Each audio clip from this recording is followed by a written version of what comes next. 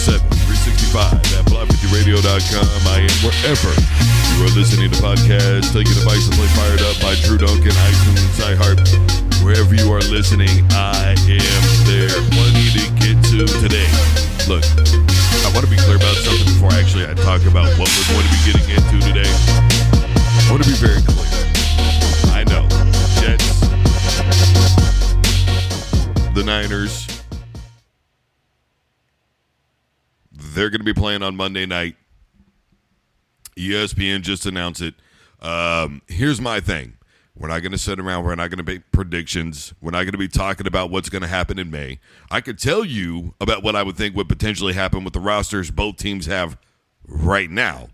We don't know what the hell is going to happen between now and then. Let's also not forget that Aaron didn't last 5 plays, with the New York Jets. There's no rivalry there. And I don't know why they're trying to set it up like that. And then we don't know what's going to happen in spring training. We don't know anything. How many times has a Joe Burrow or somebody like that been hurt during training camp? We literally have no idea what these teams are going to look like come September the 9th. I mean, that's 4 months away, people. Come on. Excited for the game, but right now, no, we're not making predictions. So there you have it. There's the announcement. Moving forward, we're going to be talking about Paul versus Tyson, the presser from yesterday. NBA playoffs, obviously plenty to get to from last night with the Mavs blowing what should have been a very winnable game. We're going to be talking about Jared Goff's new contract. The NBA on NBC could be a thing again. We're going to be getting into that as well.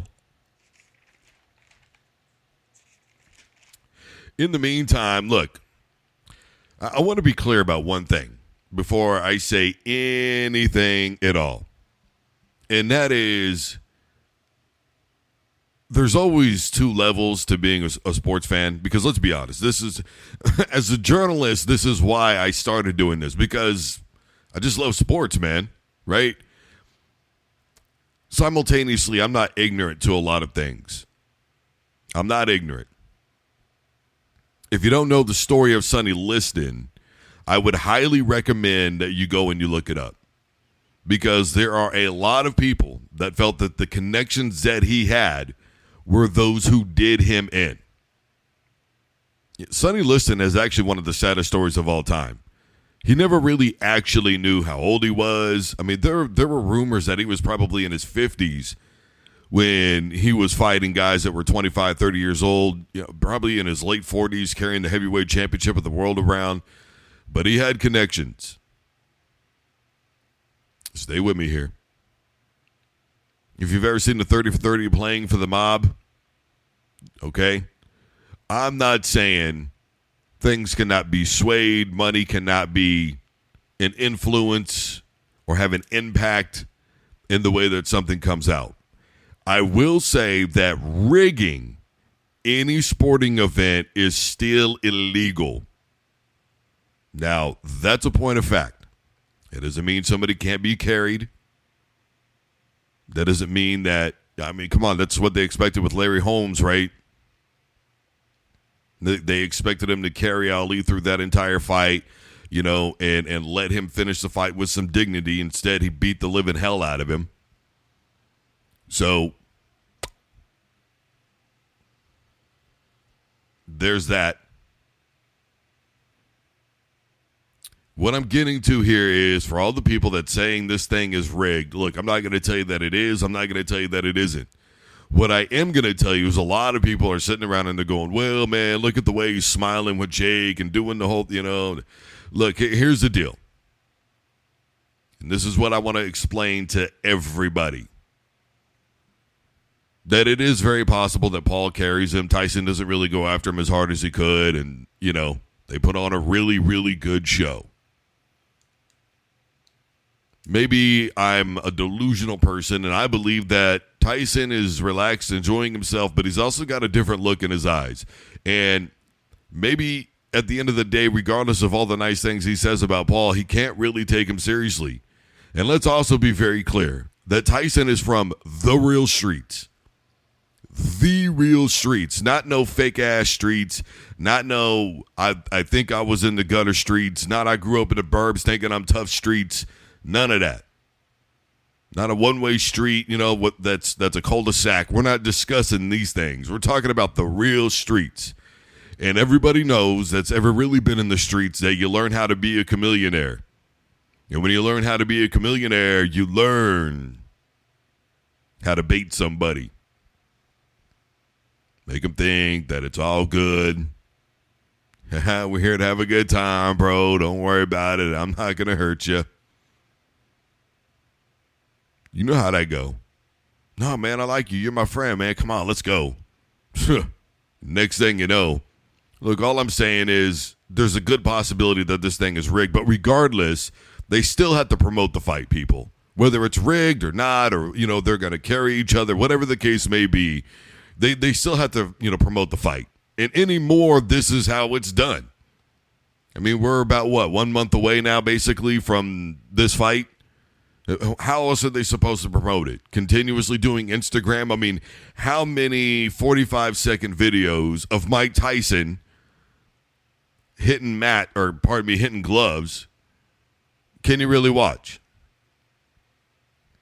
How many more things can Paul really troll Tyson on with the ear-biting thing and the face tattoo and just kind of the same old played-out nonsense? What else is he really going to troll him on to where he doesn't utterly piss off Mike Tyson? I mean, even if this thing is fake, do you really want to poke the bear? And in case people haven't been watching boxing lately, this is pretty much how they do it now. They sign the contract, they have an initial face-off, then they have a press conference, about a month out from the fight, trying to promote it. They have another face-off. They do panels, podiums. I mean, come on, man. Isn't that how Canelo ended up not having one of the fights because he smacked old boy right in the grill during one of the pressers? This is how they promote fights now. And here in about 3 or 4 weeks, we're going to wake up one day. It's going to be the weigh-ins. And then they're really going to be in each other's face. Look, anybody who knows fighting knows that fights are won long before they ever actually happen. Whether or not Tyson is playing mind games with him, whether or not this thing is rigged, I don't know. But let's just all keep it a buck here for a sec. Yeah, Paul can say whatever he wants to about having people on his side and high schoolers and middle schoolers and college kids and all that stuff. That's fine, bro. We all know why we are going to buy that pay-per-view. I don't give a damn what Joe Rogan says about Paul as a fighter. We all know why a good majority of us are going to buy that fight. Because people want to see Paul get rocked. And that's what it really amounts to. I mean, come on, man. For the longest time, that's why anybody bought a Conor McGregor fight. You watch to see him win, or you watch him to see him get knocked out of him. That's it. I mean, come on, man. McGregor versus Chandler. What else? What else are you going to watch it for? I mean, is Chandler really that big of a star? Before anybody calls me a casual, you better watch out, because I've probably interviewed 300 or 400 MMA fighters, and I'm not even kidding. We're talking Matt Brown, Amanda Nunes, stood face-to-face with Royce Gracie. You better watch out. What I am telling you is, to the masses, is Chandler that big of a name? That big of a draw? Look, McGregor's got how many all-time pay-per-view buys in the UFC? I mean, this is what Tyson is talking about when he says what Paul is doing for the sport is good. It's making everybody a lot of money. And Tyson, nobody knows more than him how it should be for an individual to make money, the way that a lot of people believe he was 110% taken advantage of by his promoter. Old Don King. I think that's why Mike respects Paul in a lot of ways, man. I could be wrong, but I think that's just me. I think when he looks at Paul and what he's doing in that regard, how he's able to self-promote, make all that money and everything, I think Mike sees what maybe could have been. Now, as a fighter, we're about to really find out. Because if he doesn't respect him as a fighter, Mike is going to put two between. But, I said it before Roy Jones Jr. did. I truly believe that it's about 3 or 4 rounds. If this thing is the real deal, it's 3 to 4 rounds. Paul's got to figure out a way to stay away from him, hopefully not get caught in the meantime. Hopefully Tyson just wears himself out, and that's it. He can't go very much further after that. We'll see what happens. But, Joe Rogan being on his side fighting past their prime MMA guys, and, I don't know. I understand his fanfare from Mike. I get it, man. I'm right there with him in that regard. But there's just so many different aspects of this to legitimately believe that Paul took this fight at Tyson's age because he's got balls of steel. I don't know, man. I guess we'll find out. It is Mike Tyson, right? Regardless, NBA playoffs from last night, Celtics and Cavs. Look, no Jared Wilson, no Donovan Mitchell, and the Celtics barely win one. Now, some people are going to say, well, they were pretty much in control through the majority of the second half, and there's a part of me that will concede to that. But you should be able to put that game away. I mean, to me, they never really put him away, and that allowed the late surge that we saw from the Cavaliers. Tatum's got to step up and take some control, man. Seriously. Look, I don't think the Celtics are going to make the NBA Finals. I really don't. Go back and watch Game 6 of the NBA Finals from when they played against Golden State. Sure, the Celtics started out on fire, but we saw the patience, the maturity, and everything else from the Golden State Warriors. The experience, just knowing, hey, we've been here before. It just seems like Tatum and company have a tendency to just get so nervous and so amped, and they can't really always play in control basketball. The moment eventually becomes too big, and they're not ready. You can blame preparation. You can blame coaching. Look, I know that Tatum has had his share of injuries, especially that one. Good grief. And look, I get it, man. Okay? I think, though, at some point, we have to stop giving him a pass. Somebody's going to say, man, what are you even talking about? They won that game last night. I encourage you to go back and rewatch it. Watch how they really won that game. And the two best players really for the Cavaliers were gone. You're missing rebounds with Wilson. You're missing points with Wilson. You're damn sure missing points with Donovan Mitchell. What those two provide right there, hell, just one of them in that game probably changes everything. And Boston doesn't probably walk out of there, I don't think, with a W. I'm just keeping it a buck. I don't think they walk out of there with a W last night if either one of those guys are in that game. If they have to see either Indiana or New York, I can't see them getting back to the finals this year. I really don't. And here's the thing. New York is a very simply structured basketball team in that they are predominantly defense. Boston doesn't want to see that. Then you've got the Pacers, who, by the way, like I said, Siakam needs to step up. He finally did. They play all-around basketball. They're superior on defense. They're great in transition, offensively and defensively. They're good in their half courts. They can put up enough points if they have to. They can drop 120, 130. That's not really the Knicks. The Pacers, if they really need to, they can. Now, I will say that I don't think that they are as deep as a lot of people think that they are with their bench, but that's me. However, that starting group, there's not many better than them right now in the NBA.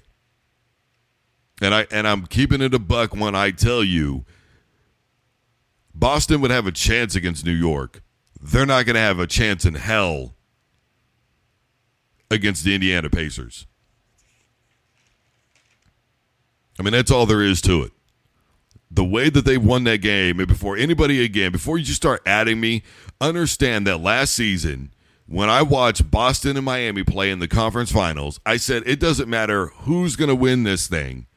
Neither one of them are going to be able to compete with Denver. To be honest with you, Miami should have closed it out in 4. Maybe Boston wins a desperate one, okay, in 5. It should have never gone to 3-3. The fact that it went that far and the fact that Boston got down that quickly and the fact that Miami let that series go the way that it did, it just told me everything I needed to know. Neither one of them were equipped to handle the Denver Nuggets. And look at what happened. Come on, man. Look, this isn't quantum physics. We're not talking quasars, ionospheres, or any of that stuff. We're talking basketball. And if anybody watched that game last night and thought to themselves, Boston's ready for the NBA Finals, I'm sorry, man. You are sadly mistaken. I get it. You're a fan of your team. That's cool. I understand where you're coming from, amigo. However, as an outsider looking in, I don't see it. Mavericks and Thunder from last night. Boy, I'm going to tell you what. OKC just beat up Luka last night. I mean, honestly, when I was watching that, I was reminded of the Bad Boy Pistons and the way they just stuck it to MJ, man. The way that they just stuck it to MJ. Really lit him up.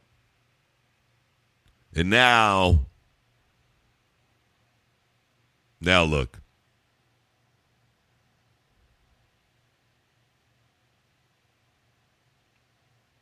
He came back bigger. He came back better.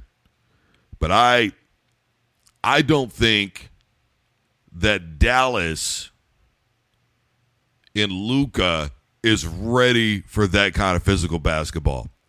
And they struggled from the line last night as a team, which they were there a lot. And honestly, the game should have been a blowout, but both teams were playing really sloppy basketball last night. I mean, as a basketball fan, the first 3 quarters of that game were really hard to watch. And then out of sudden nowhere, in the fourth quarter, everybody found offense. I mean, for 3 quarters of basketball, I was like, damn, man, this is difficult to watch. So now, a big part of that had to do with defense for both teams. I'm not going to lie. But Oklahoma City was playing a little grimy. I'm just keeping it a buck. Regardless, Kyrie really needed to step up at the end of the third quarter when they were letting Luka rest. When he came back into the fourth quarter, the dynamic of the Mavs changed again. But by then, for whatever reason, OKC found their offense. Dallas should have won that game running away last night. I don't know really who to give props to, if I'm being honest with you. I don't know if I need to give props to Luka for finishing that game or for Oklahoma City for just saying to hell with it and figuring out any way that they can to stop that man. I mean, go back and like if you had that thing recorded, rewatch it, man. Especially that first 2 quarters, really. Jeez, I mean, they had him face in the pavement, elbows to the grill. They were just bullying the life out of him. They were playing bully basketball, man. That's all there was to that. They threw their hands up and they said, you know what? If we're going to go out, then we're going to go out. But they're going to know we were here. Legitimately, that is what happened. There's no ifs, ands, or buts about the way Oklahoma City chose to approach Dallas last night. Is it fair? Look, probably not. I mean, really, when you think about it, the Bad Boy Pistons, everybody talks so highly of them now and what they did to MJ. The reality is they were committing a lot of fouls. People don't think it wasn't a foul back then, but it was. It just was a regular foul. It wasn't a damn tech every time somebody went to the lane and they got a little abused. You had to be tough back then, but Luka showed some toughness last night. Don't get me wrong, but 10 seconds left, 1 out of 2 from the free throw line. Had his shot to at least tie the game.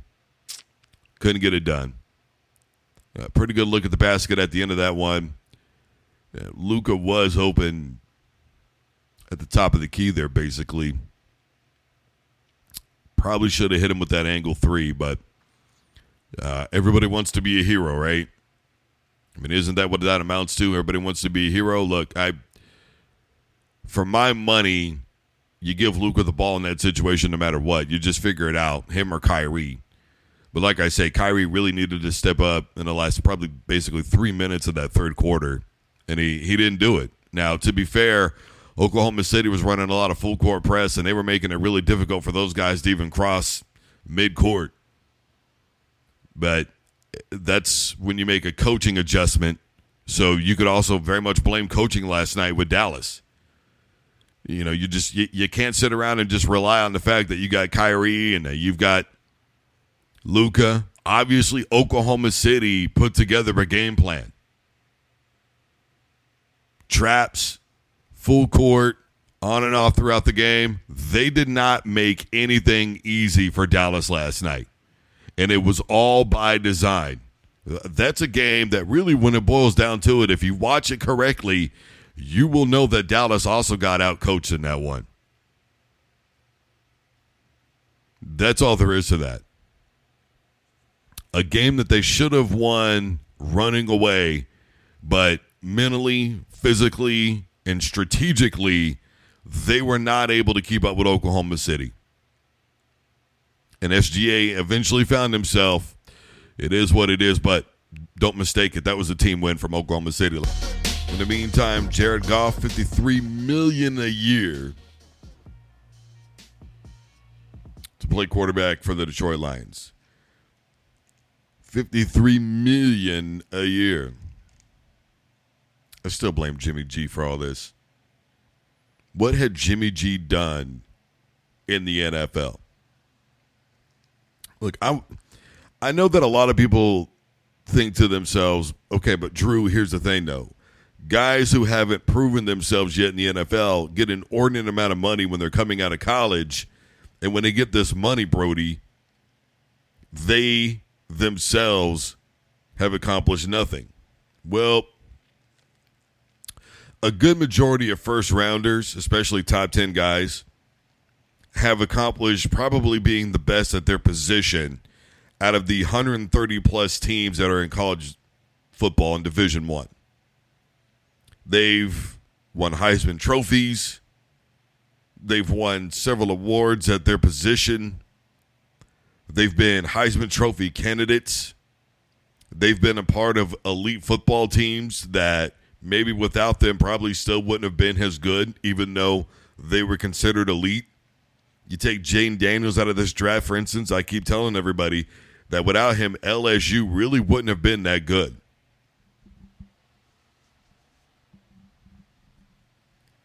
Really wouldn't have been.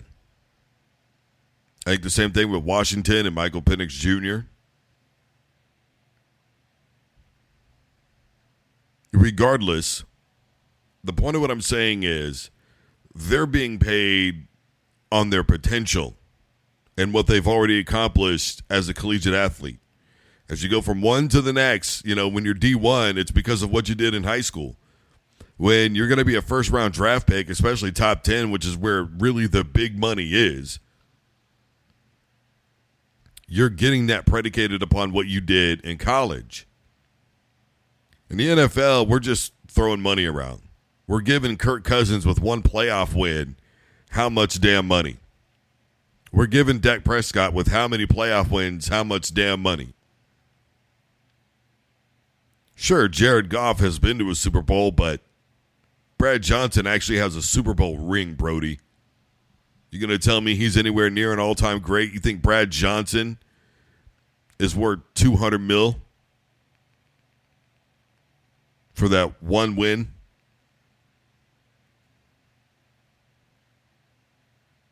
That's all I'm saying. Trent Dilfer, you going to throw him in the Hall of Fame? Look, The point of what I'm saying is a lot of people have been to Super Bowls. Hell, a lot of people have even won Super Bowls. I don't want to say a lot, but I'm saying people have been to Super Bowls that really weren't up to snuff. There was a lot of greatness around them. It was a well-designed team. Whatever the case is,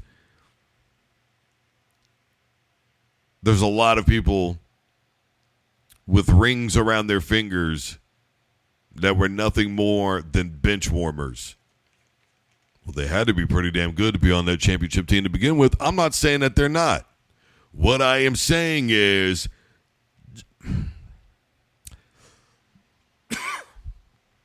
Jared Goff's not worth this kind of money. I think he was overrated when he was in college. I think he's overrated in the NFL. I think when the game's on the line, he can't get the job done. I think just about any time he faces any even halfway defense, he clamps up. I'm not buying it. And I know Detroit wants to do everything they can to keep a team together. And I know that the Lions have looked around for years and said, we didn't give Barry what he wanted.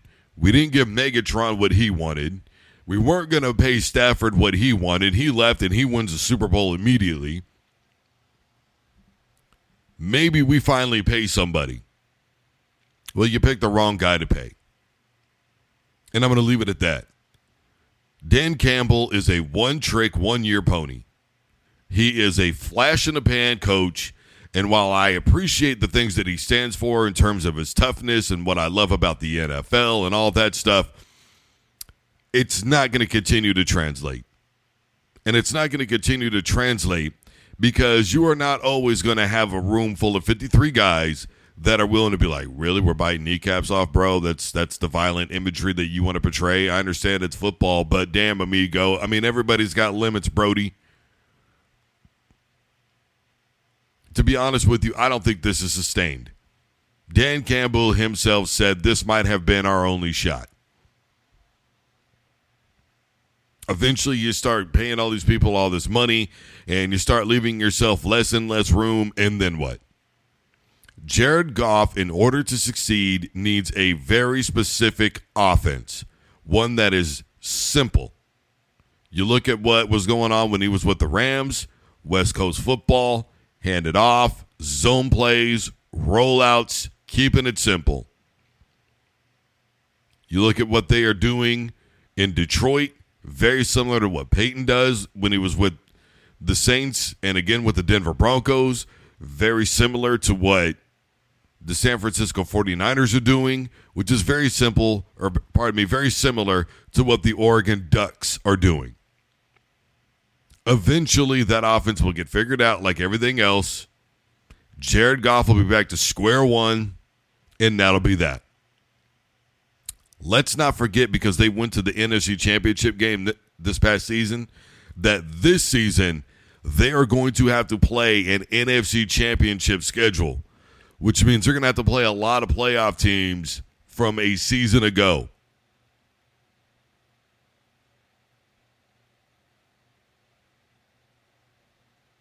I mean, seriously, I'm not on this. I'm not on this train. I'm not on this bandwagon. I called them fraudulent all year long. I just knew that it was just going to take the right thing to expose them, and they finally got exposed. It took forever, but it happened.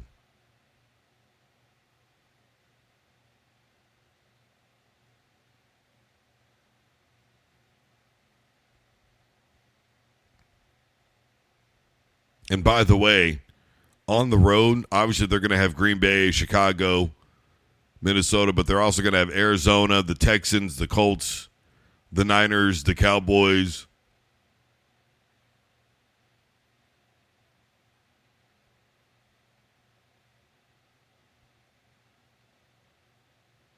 NFL's putting these schedules out left and right.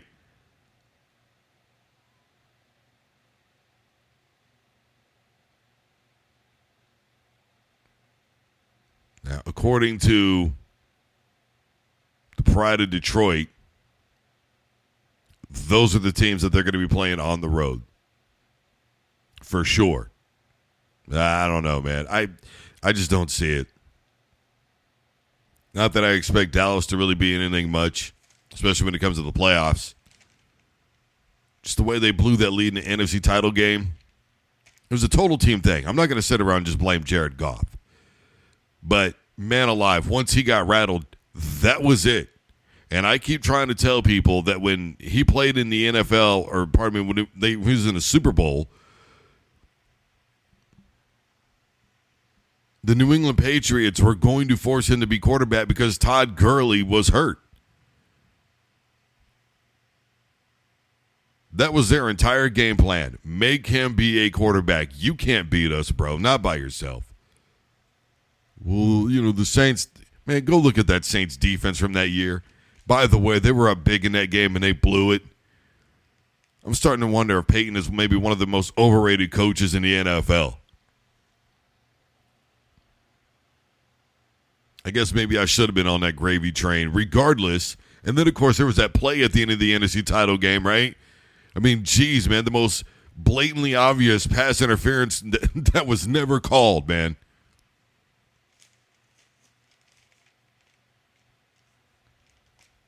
Look, the point of what I'm saying is this. I don't see it. I think anytime you make him actually be a quarterback, he's fried. That's all there is to it. All right, quick recap of the show here. Paul versus Tyson presser.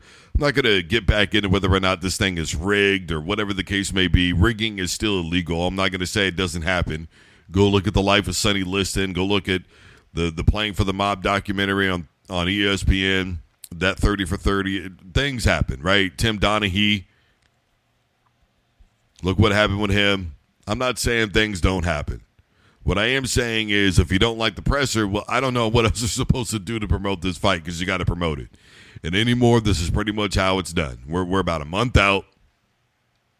What do you expect? Cavs and Thunder from last night. Again, Oklahoma City's resolve was trap defense, a lot of full court pressure off and on throughout that game, and beat the life out of Luka. I'm not saying that I agree with it. There was some dirty stuff that was not called. That's for damn sure.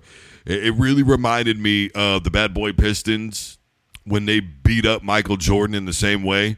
There was a lot of that going on, especially for the first quarter and a half or so.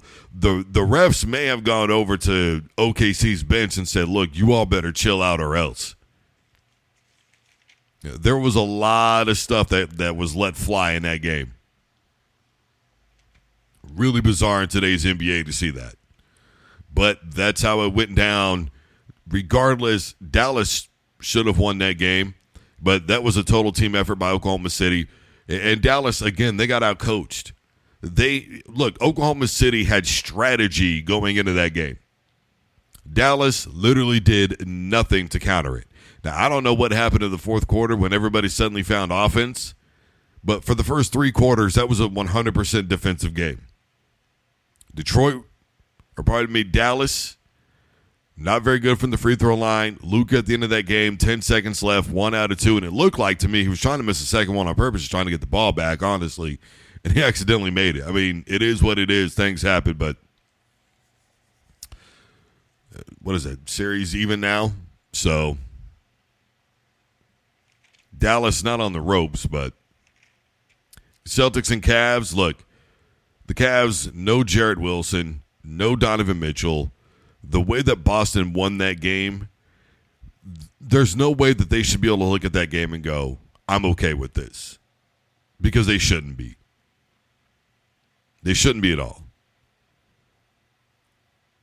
Two of their best players are out. You never really put them away. They surge at the end of the game. I don't know what it is about Tatum and those guys, man, but there's some sort of nervousness, a tick that's there. It just seems like sometimes the moment's too big, man. And I really think that they'll probably get by Cleveland. But if they do, their best bet is against New York. Because if they have an off defensive night, you can get by them offensively. Obviously, you got enough power for that. But if you run into Indiana playing the way that you are right now, I don't think you get past them. And I think, to me, the case in point is the NBA Finals Game 6 from when they played Golden State. Boston started out on fire, but Golden State stayed with it, patient. We've been here before. We're calm. We're cool. We're collected. We're good. Once that game shifted in any regard in Golden State's favor, Boston just crumbled. I know Tatum's fought through a lot of injuries and whatnot, but at some point we have to stop giving him a pass. Real quick, NBA on NBC. The alleged offer is $2.5 billion a year for rights to NBA games. What NBC has confirmed is that they're going to get an extra Saturday night or an extra NFL game, and they're going to get 2 Saturday night games for the Big Ten, basically. And look, it's going to be Fresno State and Michigan, and Colorado's going to be playing Nebraska. Bill Simmons is the one who dropped the dime on this claim. He's the one that started the 30 for 30. By the way, Amazon, they've already confirmed that they're going to be getting the next year renamed NBA Cup. It's not going to be the in-season tournament anymore. It's going to be the NBA Cup. And every other year they're going to get a conference final. ESPN, supposedly, they're not going to have basketball for the NBA on Friday nights anymore. That's going to be on Wednesday night. And all this supposedly begins for the 2025-2026 season. So it won't be this coming year, but next year when all this begins. So everybody get your subscriptions ready, because this is what it's going to amount to. A lot of these games are going to be exclusively on Peacock. Now, I will say Peacock is free, and from what I've noticed, when they've had games on Peacock, I've never had to pay for the subscription. Now, that may change with this going on with the NBA, but if they keep it like that, it's really not necessarily a bad thing. I mean, seriously, and I think their sub is like $5 or something like that for no ads, if I remember right. Or maybe it's just, because I know like WWE and all that stuff is on there, and they don't charge you to watch any of those old pay-per-views or Monday Night Raws or any of that. So the point of what I'm saying is NBC hasn't confirmed it yet. Bill Simmons says that they're just waiting to make an announcement. Look, and I know that everybody's primary concern has been, Chuck and Shaq and, the crew for NBA on TNT. That's fine. I get that. Time moves on. It's an unfortunate part of the business. It's the way that it is. I always wanted, Rashad and those guys. I mean, back in, the 90s, what is love? Baby, don't hurt me. I used to love waking up on Saturday mornings and watching that show. But they went away. It is what it is. I checked for it for a while, and, it was gone. At the time, NBC was very innovative when it came to both the NFL and NBA. I think they've regressed a little bit, even though I do like watching Sunday Night Football on NBC. I really do, especially the pregame show. I think it's phenomenal. In terms of the presentation of the game itself, I'm 50-50 on it. But regardless, the point of what I'm saying is I don't know that it'll be bad for the NBA. I think it would actually be good, because you'll probably get a lot more views predicated upon the fact of, even if they've got programming going on like a Thursday night or something, just flip on over to the app, no big deal, and you can still watch the game, right? So I think it'll be good. I think you'll see more localized games, especially ones that matter on a national level. I think you'll be getting a lot more of that, versus ESPN. I mean, sure, they keep, their Sundays on ABC, but even then, it's not the way that it used to be. So hopefully a lot more localized stuff. I always say that sports should be for everybody to enjoy. They should be able to enjoy sports for free, but unfortunately, it is getting more and more expensive to be a sports fan. It's just the way that it is. It won't be long before we're paying for regular season games. I'll tell you that much right now. All right, everybody, I am Drew Duncan. The show's fired up, and we are live. I am brought to you in part by WBFR Block 50 Radio, which is online 24/7, 365 at block50radio.com. I am wherever you are listening to podcasts. Tell your device to play Fired Up by Drew Duncan, iTunes, iHeart. Wherever you're listening, I am there. Facebook, Twitter, and Instagram, Drew Duncan Radio. I'm on TikTok, YouTube. I'm not really hard to find. Look, the bottom line is Fired Up by Drew Duncan. In your Google search, bam, there I am. Hell, most of the time when you put in Drew Duncan, I'm like the third person down. So there's that. Your local programming is next. Don't you dare touch that dial.